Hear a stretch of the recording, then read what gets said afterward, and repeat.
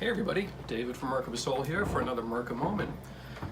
One thing we like to do is to create sacred space whenever we're doing any type of work, whether it's energy work, shamanic work, clearing a house, anything. You are setting intention. And one of the fun things about setting intention is working with different tools. So right now what I'd like to discuss are resins, which people are not too familiar with if they haven't played with this stuff before. Resins are actually a tree sap that has been collected and then dried and turned into a hard substance which looks similar to these type chunks that we have right here.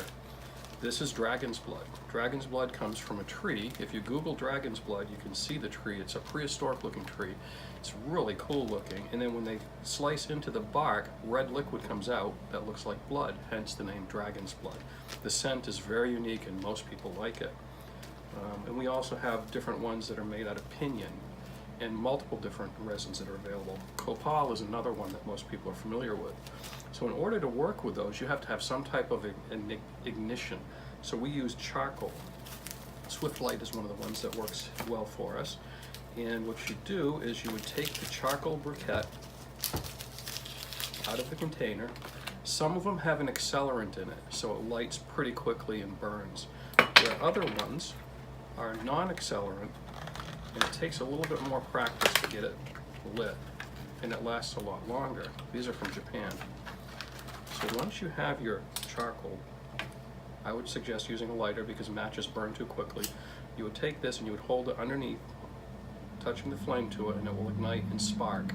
Once that sparking starts, you want to put it inside a fireproof container, probably with some sand underneath it, because these things get extremely hot. So the sand helps to dissipate the heat. So you put that in, through the magic of TV, you turn it completely white. It's ready to go. So once you have that lit, and you've got the flavor that you want to use, right now we're going to use dragon's blood. Here's one that's a resin that has been turned into a powder.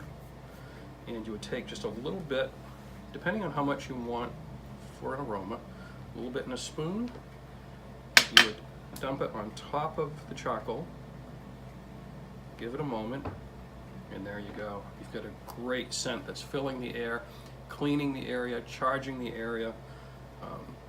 It's just a wonderful touchstone to bring you to that point of your meditation or your work that you're doing. This is a lot of smoke, isn't it? Now, one thing that we like to do is combine resins. This is sandalwood, so we usually will combine it together, but we'll put this right on top of the dragon's blood. Completely changes the aroma and the energy of the smoke that you're working with.